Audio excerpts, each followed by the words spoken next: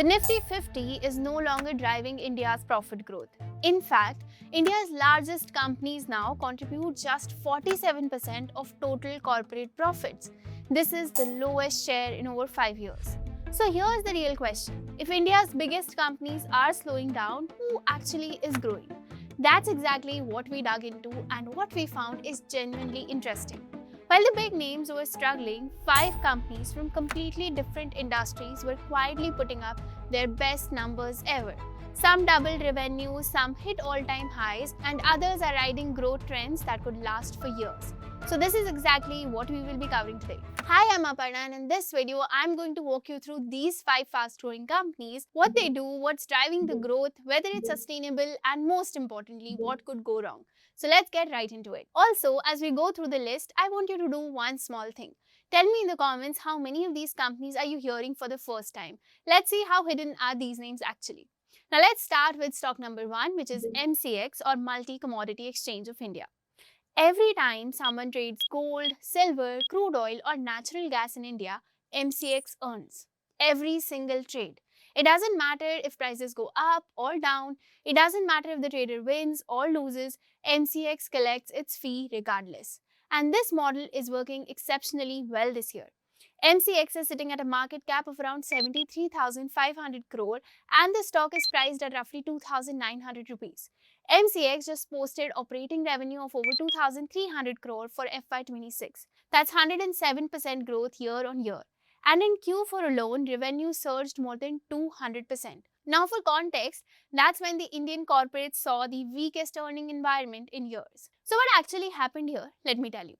Think about the commodity market in India over the last 3 years. Options turnover in commodities have shot up to 1,222 lakh crore. That is a massive jump in participation. And almost all of that flows through MCX. It commands over 99% market share in bullion, energy, and base metals.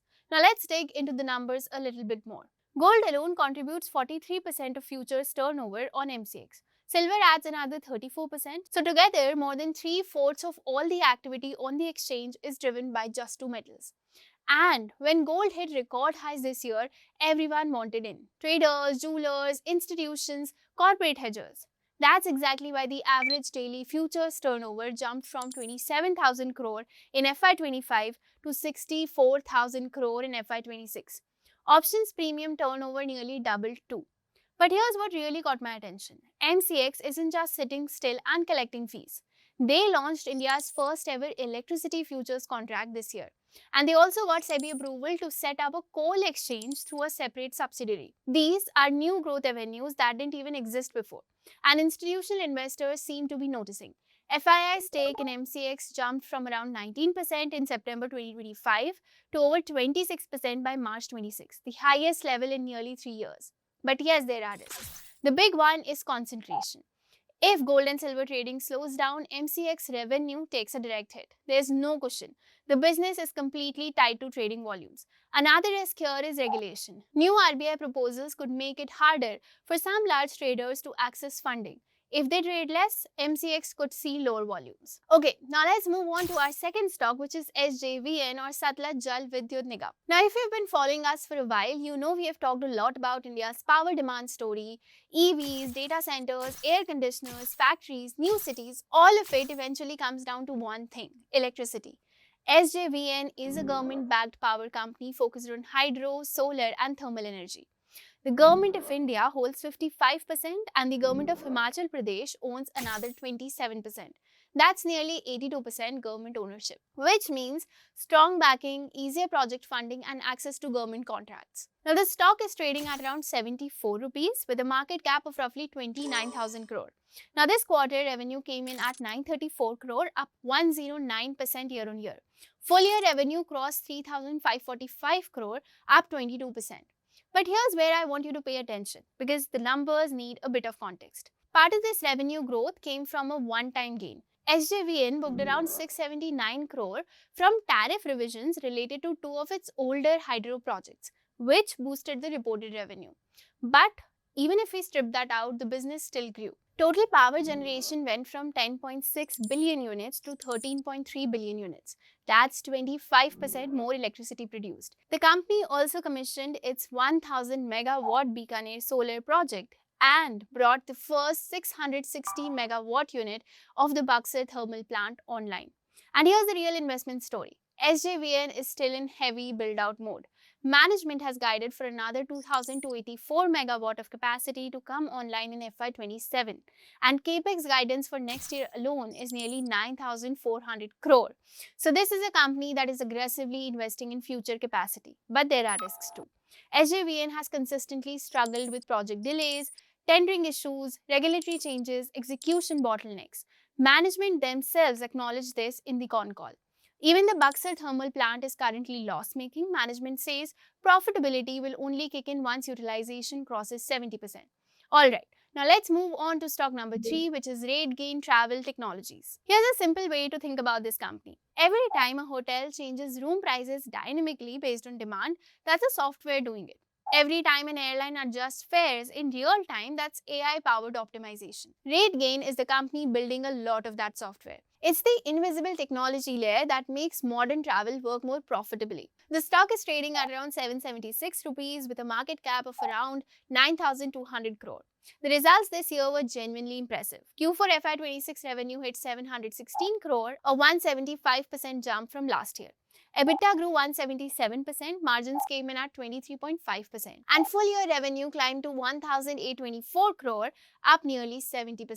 But the more interesting story is what drove this growth. Nearly 69% of RateGain's revenue now comes from its MarTech segment, tools that help hotels and travel brands acquire customers, optimize pricing, and convert more bookings. This segment alone grew 146% during FY26. Now compare that to the distribution segment, which actually declined by 12%. That contrast tells you exactly where the travel industry is heading. And the numbers back up why hotels and travel companies keep paying for this. RateGain claims its solutions can drive up to 15% revenue uplift, reduce revenue leakage by 2 to 4%, and improve booking conversions by nearly 20%. Now, if those numbers hold, the ROI case for customers practically sells itself. The Sojourn acquisition was a major step for RateGain. It gave the company access to one of the world's largest travel data platforms. This data will help the company understand traveler behavior at scale. But there are risks too. Geopolitical exposure. During FY26, conflicts in the Middle East led several tourism boards to pause their marketing campaigns, and RateGain lost about 19 crore of revenue as a result. Now, as the company expands globally, it will be exposed to more of these disruptions. Now, let's look at stock number 4, Neuland Labs.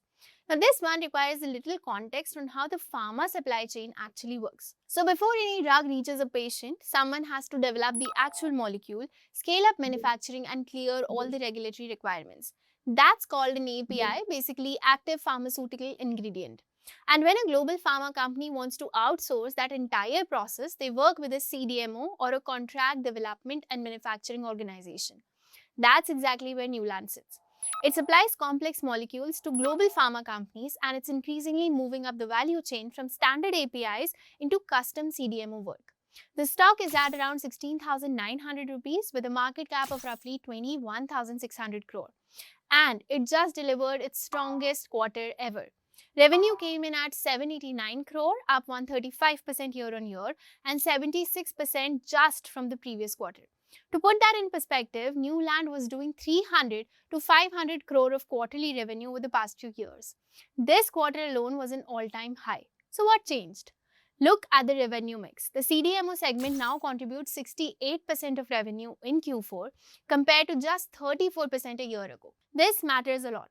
CDMO contracts are higher value, more complex, and create much longer customer relationships than standard generic APIs. And most importantly, winning a CDMO project can mean years of recurring revenue from a single client.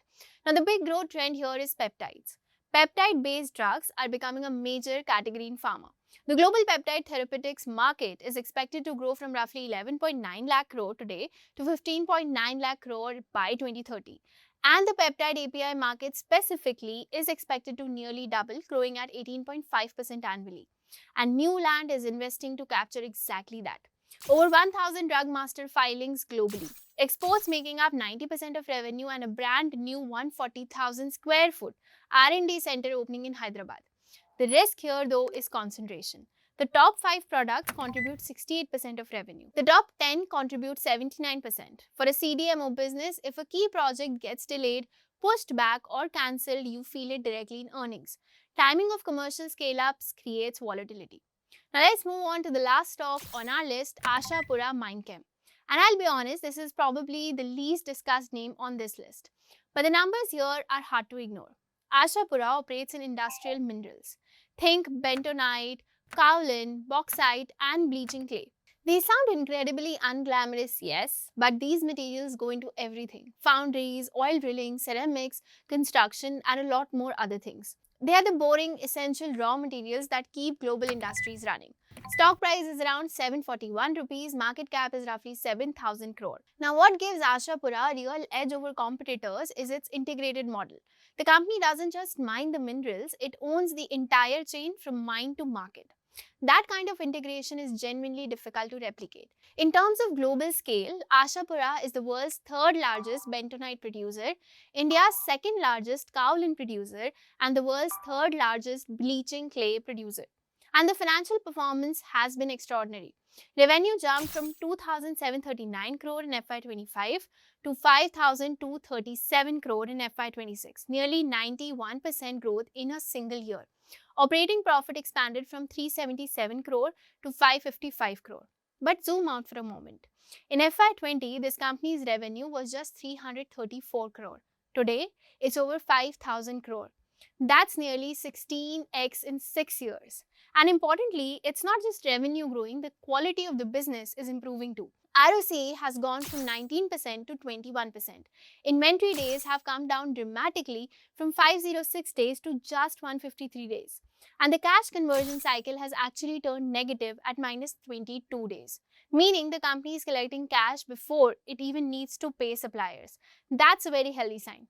Ashapura has also built strategic port infrastructure in both India and Guinea, which matters enormously for a bulk mineral exporter because logistics efficiency directly translates to margins. The risks here are that this is fundamentally a commodity business. When global industrial demand is strong and mineral prices are high, it thrives. But the cycle can turn. And even as revenue doubled, borrowings rose from 1,163 crore to 1,444 crore. If demand slows, that debt load becomes a much bigger concern. Alright, let's bring all of this together. 5 companies, 5 completely different sectors. But there's one thread connecting all of them. They were all operating in markets where momentum was clearly building, even when the broader market was losing steam.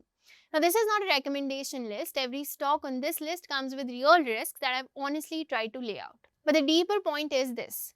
When the top of the market slows down, that's usually when the most interesting opportunities start emerging further down.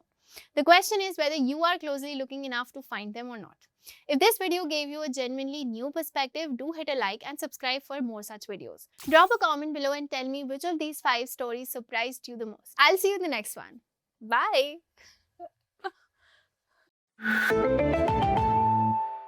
Investments in securities market are subject to market risks. Read all the related documents carefully before investing.